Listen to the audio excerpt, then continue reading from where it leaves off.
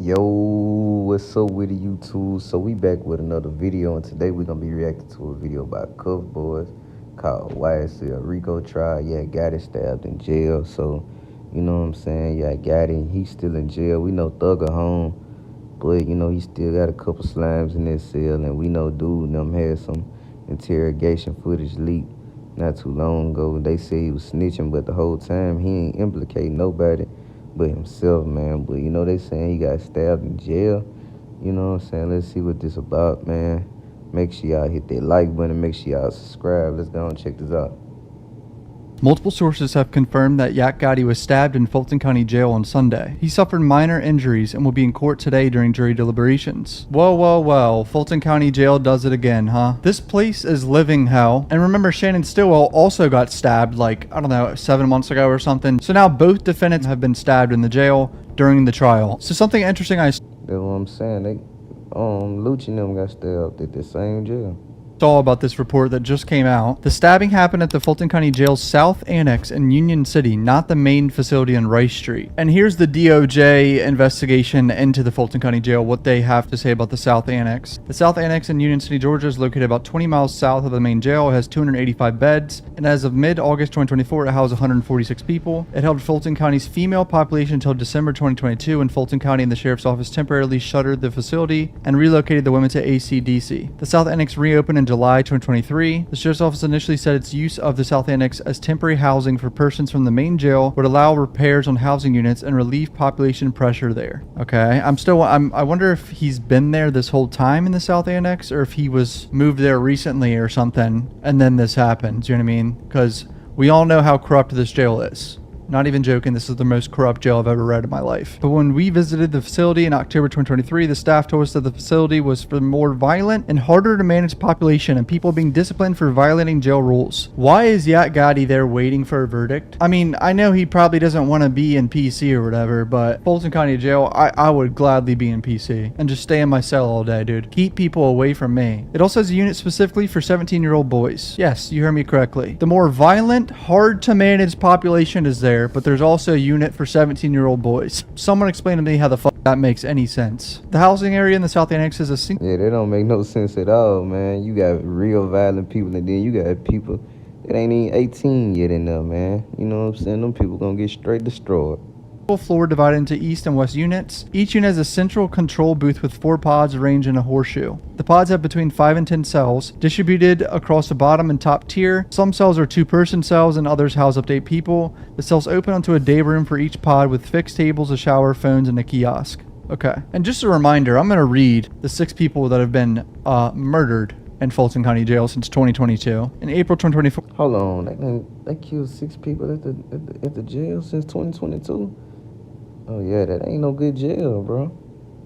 A 37-year-old man died after being assaulted by another incarcerated person. Medical staff found the victim lying at the entrance of the housing unit with multiple wounds and covered in blood. The victim was stabbed 20 times with a 9-inch weapon and sustained stab wounds to the head, neck, torso, arms, and legs. In August 2023, a 23-year-old man died when he was stabbed multiple times by 1 or more incarcerated people. The victim was found laying face down on the floor of the day room in a pool of blood with deep lacerations on his upper back. He had stab wounds in his head. Oh no, that's a crucial jail, bro.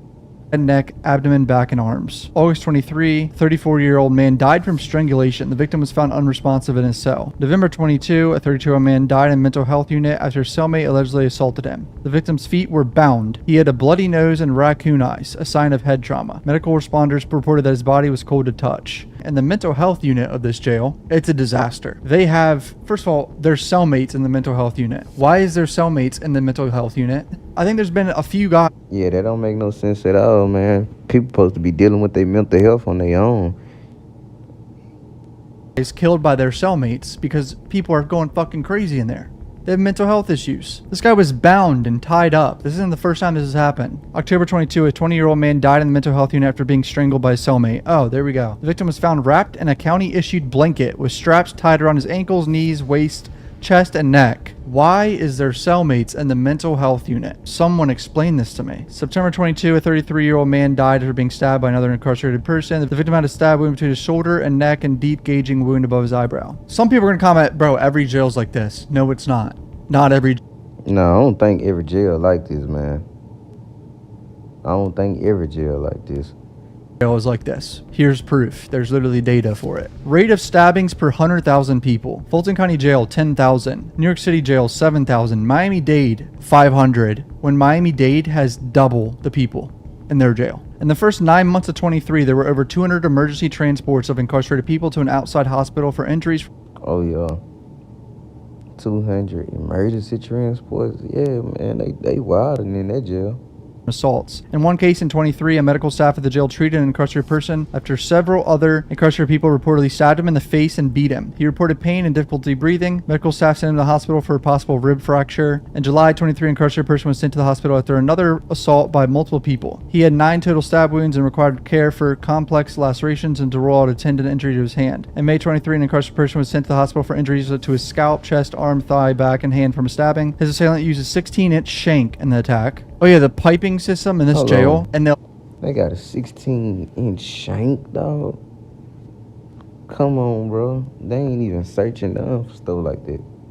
Electrical outlets and where fucking light bulbs go in, there's just wires hanging out, and people can just make shanks from anything, from the pipes and shit. Like, there's holes everywhere in this jail. There's holes going out of the walls. Remember, they wanted to fly a fucking drone in the jail, put shit through the hole in the wall. There were more emergency medical transports from the jail for injuries from assaults over this 9-month period in 23 than there were in all of 22. 233 emergency transports following assaults from January 1st to September 23rd, 2023. And here's the kicker. Are you ready? In some cases, officers have allowed or initiated violence at the jail. Their job is to protect the inmates, literally. I think they're required to by law, right? February 23, a detention officer opened a door to let an incarcerated person leave his assigned housing zone, enter another housing zone where he and multiple others attacked someone. Although the officer witnessed the assault, she did not report it or get medical help for the victim. She later sprayed cleaning solution on the blood. She witnessed it, let it happen, didn't even report it. Officer was terminated and criminally charged for her conduct. In April 2022, a jail deputy was fired after he opened an incarcerated person's cell, brought him to another person's cell, then stood by and watched the two men fall. There's also no reason to believe that.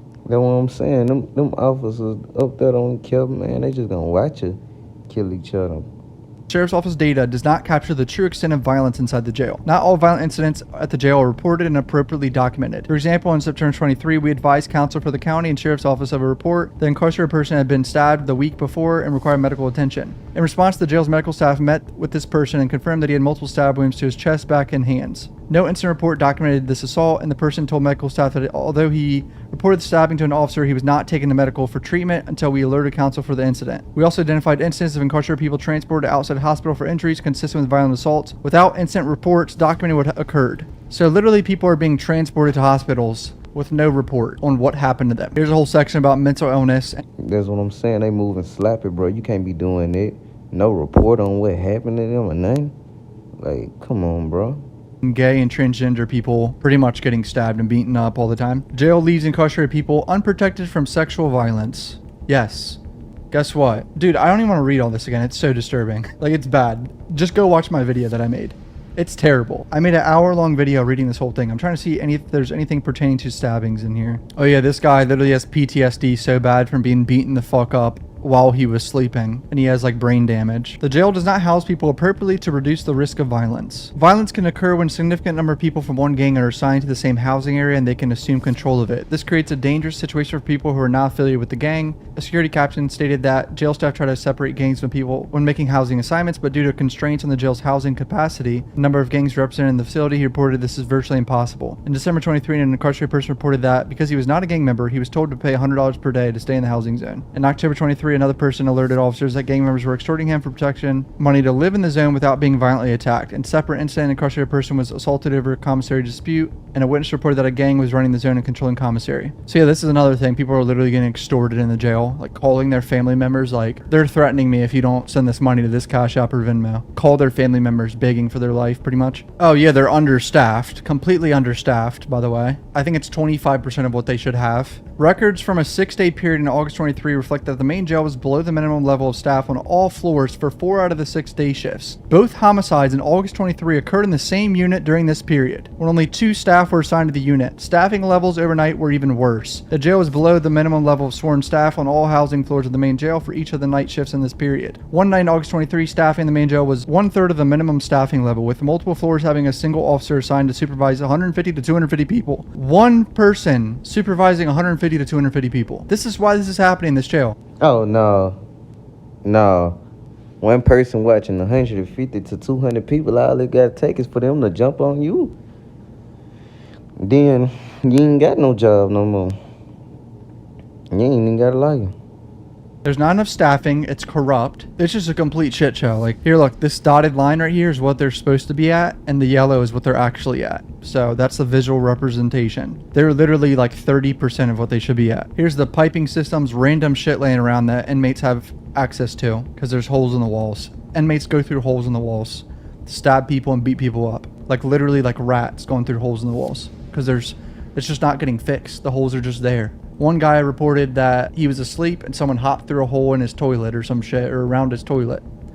It's not even funny, but You can't even sit on the toilet in there, bro.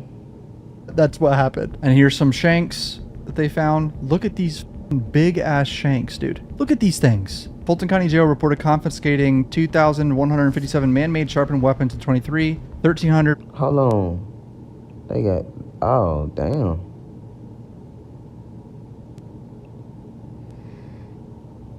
Everybody got a shank in their hole. Damn, what kind of shanks is these, though?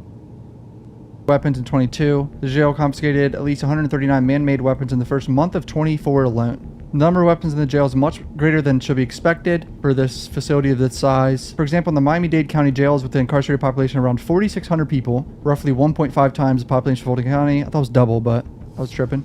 Staff confiscated 346 weapons. They found 346 weapons in Miami-Dade. Fulton County, they found 2,157. What is that, like fucking 6 or 7 times the amount of weapons in this jail with less people in it? Light sources throughout the jail have also been tampered with, further increasing the danger inside the facility. Incarcerated people pull lighting fixtures out of the wall to access wiring, hide contraband, and obtain metal switches, plates for weapons. We inspected multiple cells in the main jail that were dark due to broken light fixtures. September 23, one housing unit had missing electrical switch plates in 5 cells and multiple broken day room light fixtures, all with wires exposed. August 23, the jail reported finding 543 broken electrical fixtures. Power outages have threatened the safety of incarcerated people. No electricity and HVAC for 6 days at one point in July of 2023 when it was hot as fuck outside. Poor door security in the jail threatens lives. 732 broken door locks in the main jail. On August 23, multiple incarcerated people left their housing zone armed with sharpened weapons. They opened the door of their zone by wedging a dustpan in the door and manipulating the lock to slide the door open. Incarcerated people have been able to trigger emergency release mechanisms and pop open all the doors all at once. In March 23, 2 separate stabbings occurred over the course of one night after incarcerated people manipulated the override mechanism to open the doors and attack people.